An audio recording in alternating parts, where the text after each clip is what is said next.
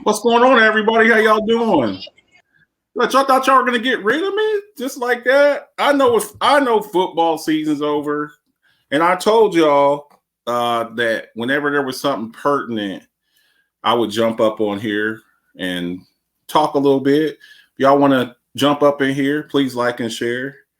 Uh, I'm your host, Marcus the Alphabets.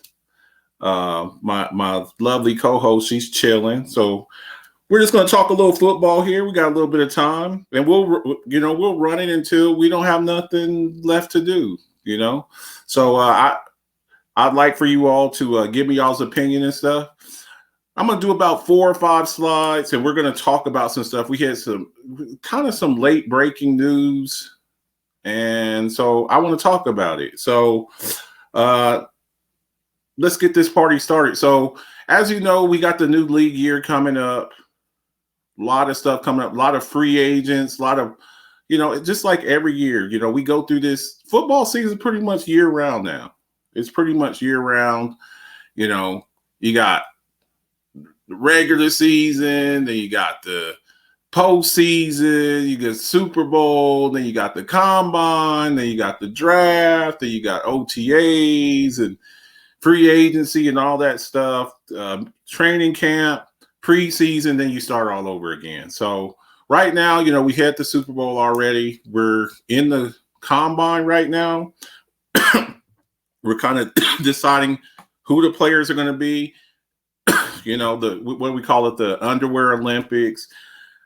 Look, I love the combine. The combine, it serves its purpose. It serves its purpose. Your 40-yard dash, your bench press and your shuttle and all of that good stuff. But it's still, and that's great. They take the IQ test and the Wonderlic test and all of that stuff.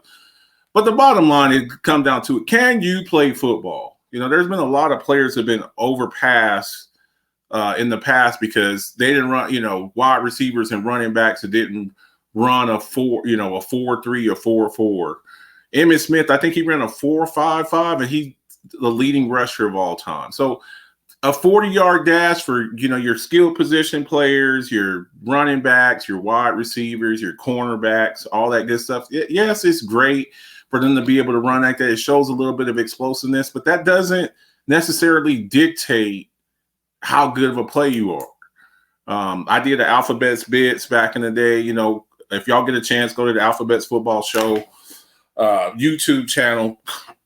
When you get an opportunity, I should pull it up here. I should run it. Called the Heart Monitor. It's called the Heart Monitor, and basically, just the whole gist of it is you can take all of these tests. You can do all of this stuff. How fast is he? How much can he? How many times can he bench press? Was it 225 pounds? All of this, it's great, but the bottom line is you have to line up. You cannot dictate somebody's heart. You don't know, some of these guys, they come from extreme poverty. They come from like the worst conditions imaginable. Guys that, some homeless, grew up in really terrible conditions, and football's their only way out. So it's like, this has got to work. And when you got a guy who's hungry like that, trying to get his family out of, dire straits, trying to get their family, into a better position. A guy like that is extremely motivated. So, we, like I said, we got the combine going on. We're gonna get an answer on some of these guys. These quarterbacks. What can some of these quarterbacks do? Who's the number one quarterback? We've seen C.J. Stroud. We've seen Bryce Young. I've seen some mock drafts where Will Levis is going first. I've seen Stetson Bennett. I don't know where he's going to go. He's going to be a little bit older, but we'll see. So today first, what do we got first here? Got our news and notes here. We saw a couple of weeks ago, Dustin Davis, by the way, get at me, owe me $50. We saw David Carr get released. He basically told the Raiders he wasn't taking a pay cut. He had a no trade clause. He told them, he's like, I'm not doing you guys any favors. Y'all bench me. Y'all pretty much, haven't really surrounded me with the best players around me. That my defense is terrible. Baker Mayfield comes in here after being here 3 days and beats me, makes Marcus lose $500. But so he was kind of the first guy to the domino to fall. We had another one today. We had 3 dominoes actually fall today. Leonard Fournette will be released.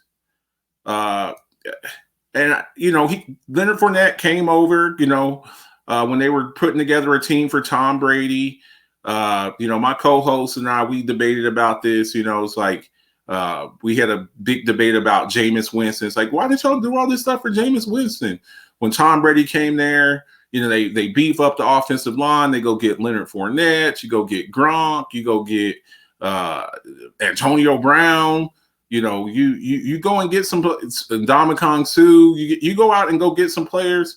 Well, he comes over from the Jags. Had a nice little tenure there. Got a Super Bowl ring. But this offseason, they drafted the kid Rachaad White, and you kind of saw they were kind of phasing him out. Leonard Fournette, he's got a lot of I know people have a lot of bad things to say about running backs.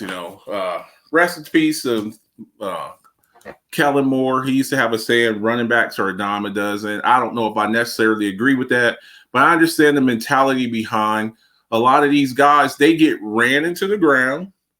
Leonard Fournette, battering ram at LSU. You got guys like Zeke, ran into the ground at Ohio State. Saquon Barkley ran into the ground at Penn State. These guys get a lot of carries early in their career, in their collegiate career. In high school, they were probably the best player in the team. College, you get a ton of carries. When you first get into the league, you get a bunch of carries, and you see these guys, a lot of them, I think Leonard Fournette's 27 years old. Zeke's 27, 28 years old. I mean, not really old guys, but in running back years, that's a lot of wear and tear. And the way that he runs, Leonard Fournette is a run to contact kind of guy, bigger guy, about 230, 235, a big bruising type back.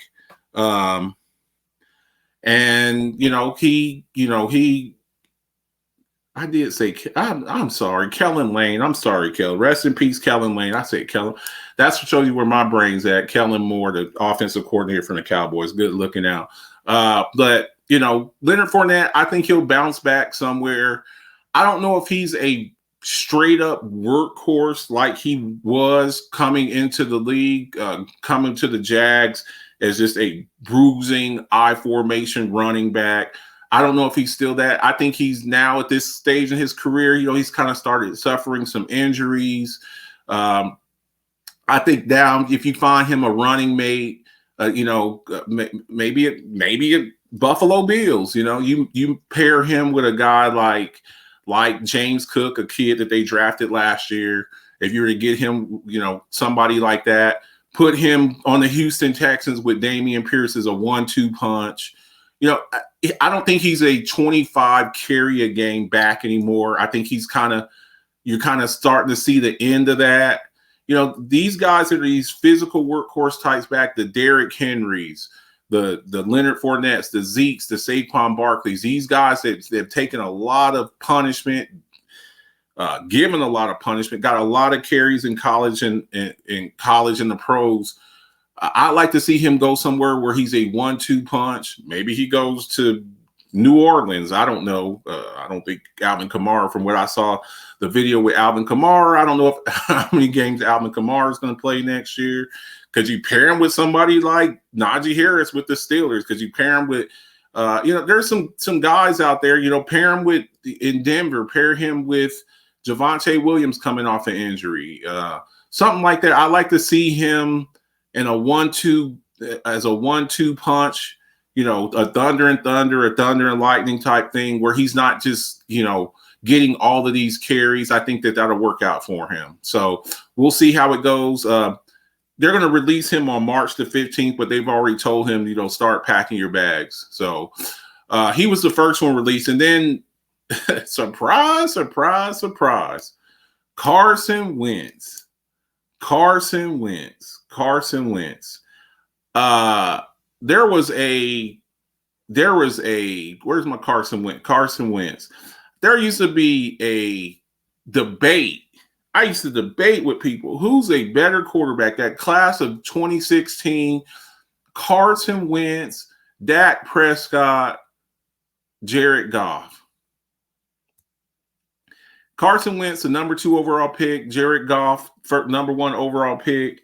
Dak Prescott, a 4th round pick. And there was this big debate. Oh, Carson Wentz is the guy. The Eagles thought so much of him. They got rid of him, sent him to Indy for a year. The man's been on 3 different teams in 3 years. He played 1 year with the Indianapolis Colts, threw for 3,563 yards, 27 touchdowns, 7 interceptions. And yes, 27 touchdowns and 7 interceptions sounds very good, sounds extremely impressive, but it's when he threw the interception. And that playoff game, he was absolutely terrible. And the owner, Irsay, I think Jim Irsay, he was this guy. We just can't win with this guy. 1 year. You know, the Colts have had ever since they lost Andrew Luck, they just have had a bad luck, no pun intended, in finding a backup quarterback. You go from Peyton Manning to Andrew Luck to Teddy Bridge, Jacoby Brissett. I mean, they played musical quarterbacks. You had Phillip Rivers for 1 year. Before that, I mean, they just have had a hard time getting quarterbacks. Then they brought Carson Wentz to Indy. Frank Reich, he was the coach there. When Reich was the offensive coordinator for the Philadelphia Eagles, that was Carson Wentz's probably best season, was having an MVP type season. He gets hurt. Nick Foles takes over. They win the Super Bowl. The rest is history.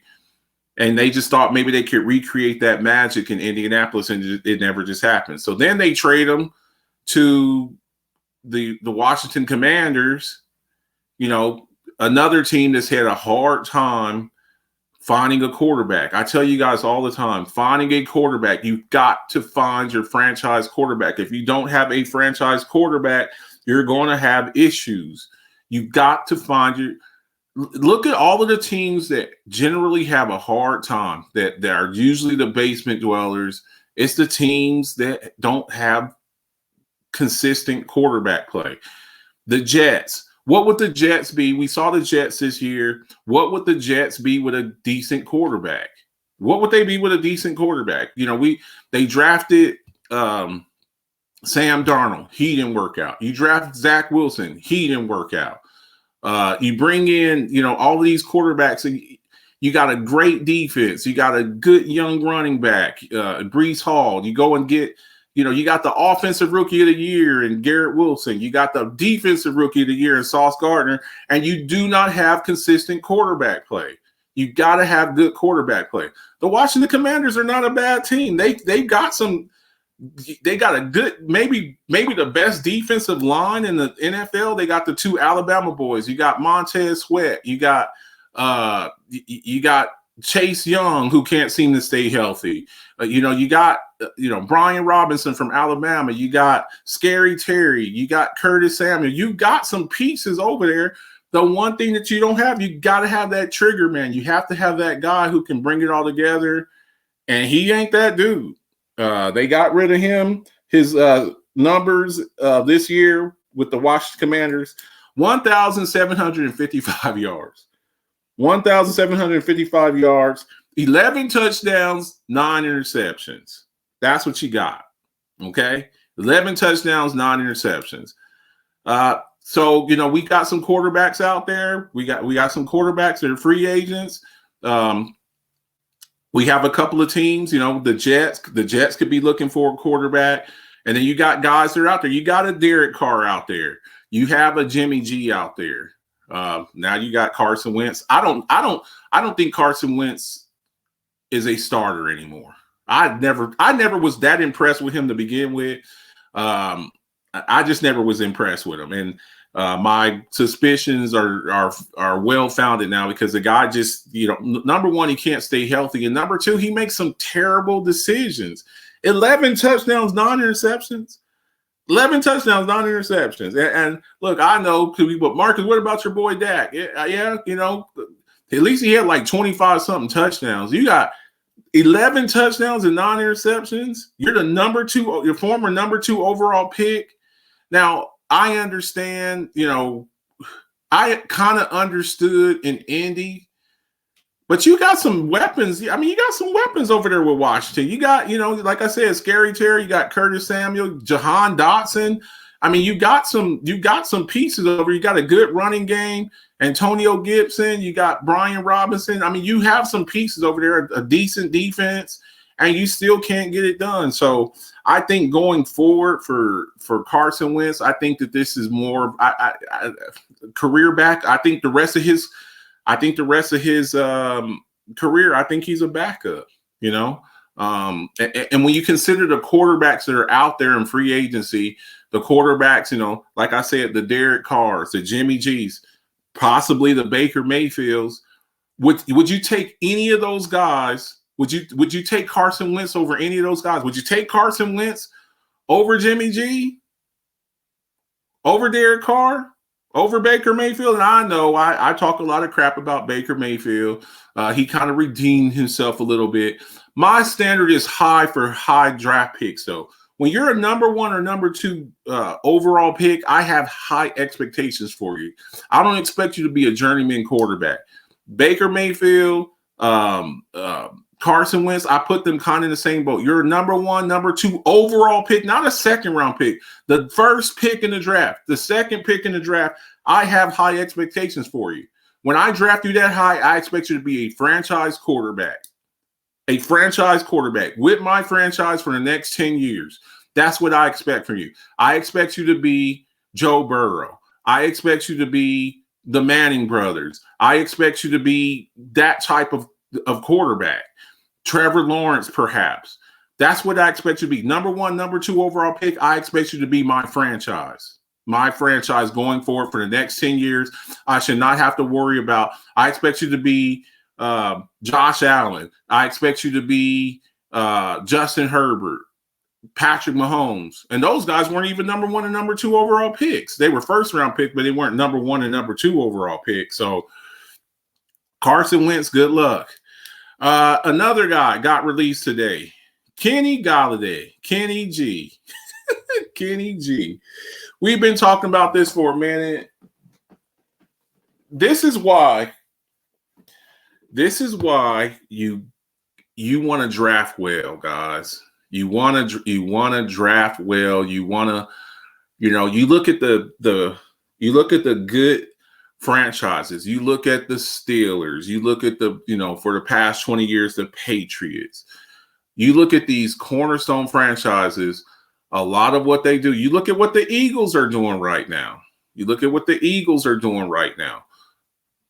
Draft well. You go in there, you draft good players. You don't go, a lot of times when you go into free agency, you're having to overspend. They overspent for this guy. These are his numbers right here. Okay. This isn't this season. Okay. This isn't this season. You're looking at the 43 catches, the 602 yards, the one touchdown, for $72 million. This is not this season. There are guys that have what did Justin Jefferson have this year? Like 1,800. I think he had like 100 catches, 1,800 yards, like 8, 9, 10, 12 touchdowns. This guy had 4. This guy, look at these numbers. That's terrible for $72 million. So free agency, you want to draft well. And the main reason that you want to draft well is so you're not reaching into free agency. We need a receiver. We need to go get a receiver. You go get a guy, and this is what you get. This is what you get right here. Now, I'm not saying there's going to be some guys coming up in free agency. Maybe you have a guy like T. Higgins coming up, a Deontay Johnson. We saw Receivers moved this past offseason. We saw A.J. Brown goes to a new team, leaves the Titans, goes to the Eagles, has a phenomenal year. Okay. We seen Tyreek Hill leave Kansas City, go down to the Miami Dolphins, has a great year. We saw Devontae Adams leave Green Bay, go to the Raiders, had a really good year. And when free agency and trades and stuff like that, it can be done. But what you want to do, if at all possible, you want to try to draft well. The teams that usually draft well, they're going to be okay because you're getting young talent that you're bringing along, and then you can kind of dictate who's going to stay with you. Okay, this guy's good. This guy's good. You look at what the Eagles are doing, drafting a Jalen Hurts, drafting a Devontae Smith. All of their 10 out of their 11 starters on their offense are all draft picks. The only one that's not a draft pick, they drafted Dallas Goedert. The only one that's not a draft pick on the starting 11 on their offense was A.J. Brown, who, they got through free agency, which is good. A.J. Brown, Devontae Smith, outstanding. They drafted Miles Sanders. They drafted, their running backs. They drafted all of those guys, the offensive linemen. So this is a cautionary tale for some of these guys that are coming up, and I'm always wary of players that have one good year. They had one good year. This guy had a phenomenal year. I'm a little bit worried about, Saquon Barkley, and I like Saquon Barkley. I thought he had an outstanding season this year. But let's face it. Let's keep it real, folks. Saquon Barkley's injury prone. He's been injury prone. He's been injury prone. The guy has not stayed well. You finally come up on your time for you to get paid. Yeah, DeAndre Hopkins, he's probably going to get traded. You look at a guy like Jalen Ramsey. They've talked about getting rid of him. Michael Thomas, your guy Dalton, he'll probably be getting moved. So, so you want to go into free agency. But in free agency, you want to be smart. Those little free agency moves, a lot of times, those are the difference. You get a guy like that. Look at what the 49ers get. They, get a guy like Christian McCaffrey in the middle of the season. Totally change their offense around. So, there's a time and place to go get free agents, but when you go into that free agent market, you want to find some guys that are kind of hungry, guys that are looking to revive their career, guys that maybe were in a bad system that, weren't utilized the right way. They're playing in the wrong type of system. They're a 3-4 outside linebacker. They got him playing 4-3 defensive end. They got him playing nose tackle, and he's really a 3 technique. So you want to try to find a schematic fit that helps you out. Kenny Golladay, what I saw from him, just looking at the tape, I like to go back and look at the tape and see, what people, see what the deal is with him. I just see a guy who cannot separate. He can't separate, and a little laziness. Let's keep it real. A little bit of laziness over there. Some of these cats, they get a little paycheck. They get a fat contract, and like the saying goes, it's hard to get up at 3-4 in the morning to train when you're on silk sheet. So speaking of somebody getting paid, I like to look at a lot of the morning shows, the morning sports shows, First Take, First Things First, Undisputed. I like to look at some of that stuff and just seeing how other people think about stuff. So Boomer Esiason, former Bengals and Jets great Boomer Esiason, he said $45 million. You're out of your mind. You got to understand who you are. 15 touchdowns and 5 interceptions is not getting you $45 million a year. And this is what I was talking about. I know some people get offended when I talk about this. I'm not singling out a team, but this is why the Lamar Jacksons get upset. This is why Daniel Jones. You have quarterbacks that are good to slight, that are average to slightly above average, who feel like they warranted this type of payday. And I think these front offices are going to have to start drawing a line in the sand, being like, We're not paying you that much. We'll franchise tag you, or we'll put an exclusive tag on you, but we're not. You're not going to blackmail us into thinking just because you're a quarterback, you got to get that $45 million a year for Daniel Jones, who has. Come on, Daniel Jones. He really hasn't done much. He hasn't done much. You know who makes $45 million, folks? Want to know who else makes $45 million a year? Patrick Mahomes. 10 years, $450 million. That's his contract. 10 years, 450. That's averages $45 million a year. You want to pay Daniel Jones as much as Patrick Mahomes? 2-time Super Bowl champion, Super Bowl MVP, league MVP, one of the best quarterbacks of our generation, and Daniel Jones wants to get paid as much as him? No, it's like I'm not doing that. Lamar Jackson, I love Lamar Jackson. We've had the debate about Lamar Jackson. What is he worth? All of this stuff springs from, and people don't want to hear this, but look, I just deliver the news. I don't make the news. All of this springs from the Deshaun Watson deal. I'm not picking on nobody. I'm not singling anybody out. The Deshaun Watson deal has sent a tidal wave down the whole league structure, because now you have these quarterbacks that look at what Deshaun Watson made, and they think that they deserve a fully guaranteed contract, $230 million fully guaranteed. A guy who's never won an MVP, never won a Super Bowl, and was suspended for a whole year and had 26 pending sexual assault charges, and they come right out of that and give him a $230 million guarantee. Why would I, as Lamar Jackson, take $1 less than Deshaun Watson? Why would I take less money than Dak Prescott? Why would I take less money than a lot of these? Josh Allen. I have an MVP. I have a league MVP. Why would I take less money than any of these guys? Why would I take less money than that? Now, the thing I'll hear is, oh, well, these players are greedy. These players are so greedy. They're making all of this money. I don't want you to think about it like that. This is what I need you to do. Close your eyes for a minute, okay? What I need you to think, you're at your job, okay? Whatever job that you are. You're a truck driver. You're a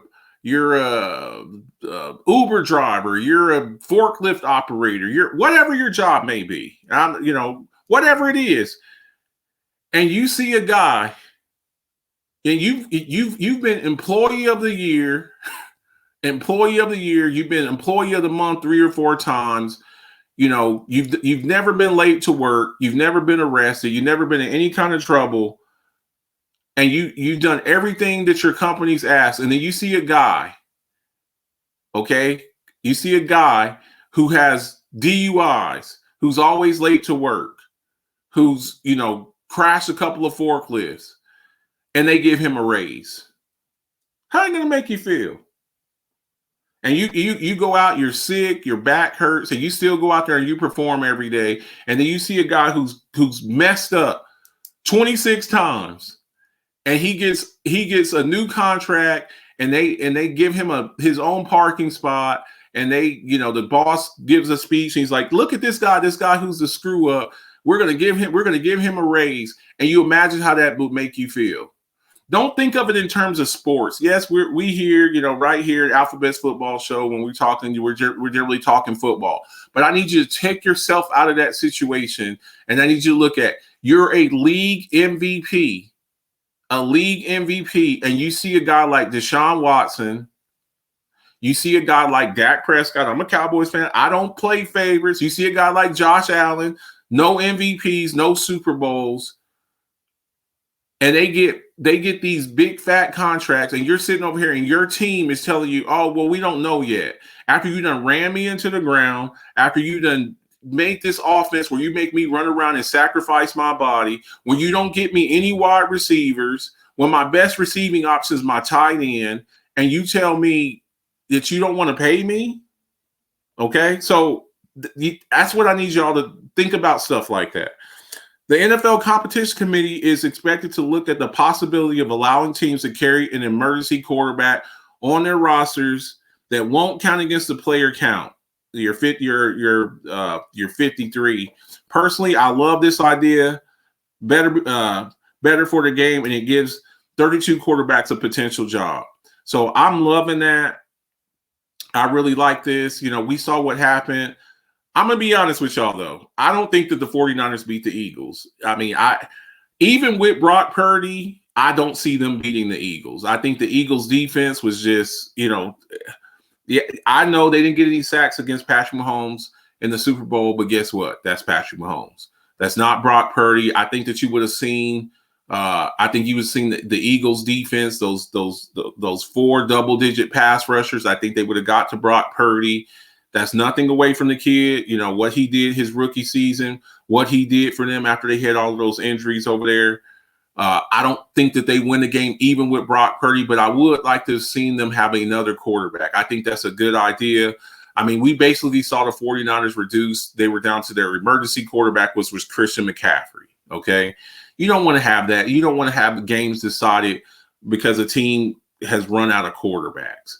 So the competition committee is looking at something like this. I would like to see – this is something I would like to see them do. A lot of the stuff that they're doing, I don't like that they're doing. I think some of these dumbass rules that they're having, I like to see them, reviewing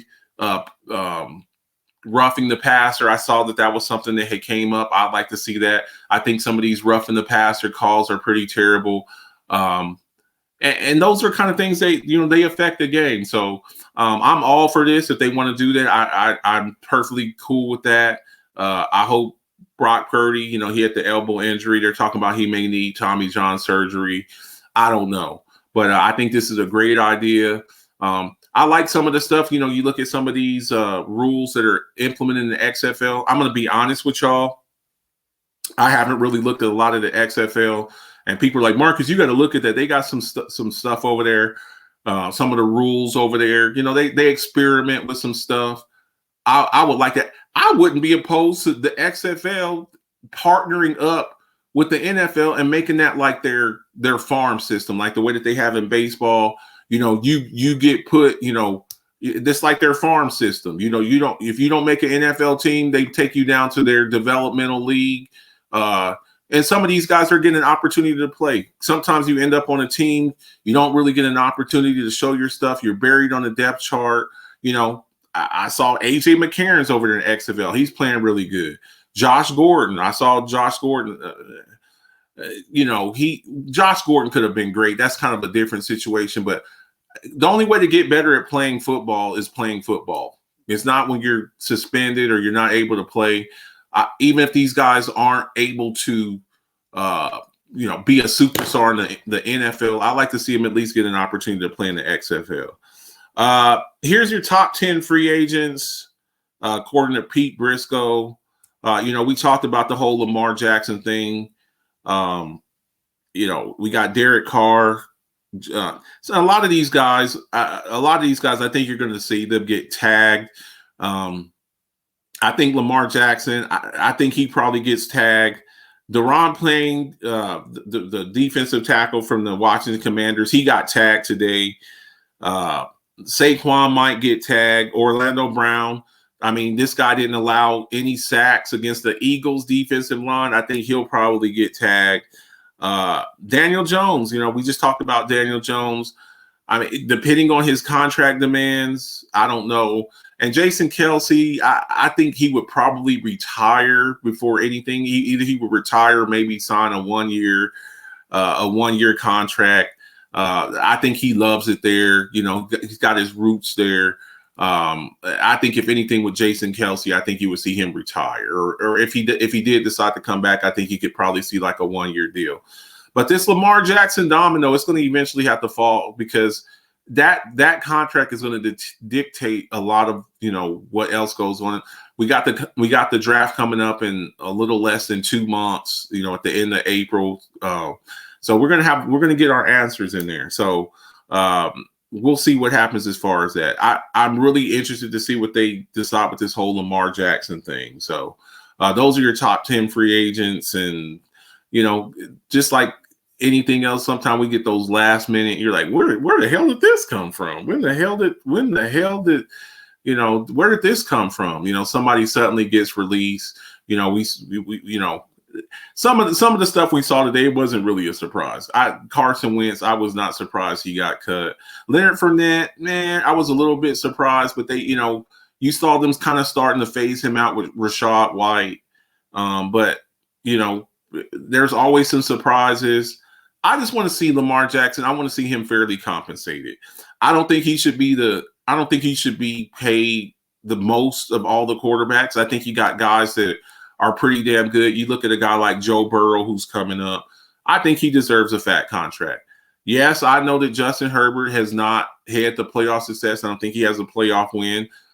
I think there's some mitigating circumstance with that. And I know I'll hear, oh, Marcus, you're just a big Justin Herbert fan. I do like Justin Herbert. But the man deserves to get paid. Maybe not the highest paid. Maybe not the highest paid. Maybe not the highest paid, but he deserves to get his money. I don't think he deserves like less than $40 million because I think he, as a former league MVP and carrying that franchise, we've seen what the Ravens look like without him. In all due respect to Tyler Huntley, he ain't Lamar Jackson. So we'll see how that all plays out. Is that it? Is that everything? Is that it? I think that's it. I think that's everything. So I'm going to be doing these from time to time, when it's warranted, when we have some stuff that comes up, when we have, some real news up in there, I'll pop up on here, do a live feed or something. I'm not going to have a live feed for, every little thing, but the next couple of weeks we have some stuff coming up where guys, can start getting, traded and, guys are getting tagged now and stuff like that. So when we get some major news, we'll be right back here. I'll be up in here. Sometimes Mona will pop up with me and we'll give you the news like the way we get it. It's the news is, sometimes you have those dry spells. So I hope everybody's doing all right. Appreciate y'all popping your head up in here. You get a chance. This will be on, we'll put this up on the YouTube channel. If you want to go up there if you missed this. Only reason he was league MVP, no one knew what to expect. No game footage. What's done lately, but not to finish the last two seasons. Look, I don't think he finished this season. How about this? I don't think he was hurt at the end of this season. I think he said, I ain't playing until I get a contract. I'm not going out there and risking myself. And I think a lot of it, too, is that the injuries is because he ain't got no receiver. So he feels the need to try to go out there and do too much. And some of that's on him. But the offense, and then when you lose your starting two running backs, I hear that gave up on his teammates. If you go out there and your boss says, I'm not giving you again, we're talking about the motivational factor. You go to your job and you see a person who's late to work every day and they get a raise and you're never late to work. You show up every day. Yes, I'm not giving up on my teammates. I'm giving up on the organization. I'm giving up on the front office. I'm not giving up. I love my teammates and all of my teammates understand that this is a business. We've seen guys, did Emmitt Smith give up on, did he give up on the Cowboys whenever he sat out? When he sat out, first couple of games when they won their last Super Bowl, he's like, until you make me the highest paid running back, I ain't going out there. These front offices, they got the money. They need to compensate these players. So I know, Mona, I love you. So everybody out there, if you get a chance, look back through this. Tell me what you think. I'll be checking the comments later on. I hope everybody has a great night and see ya.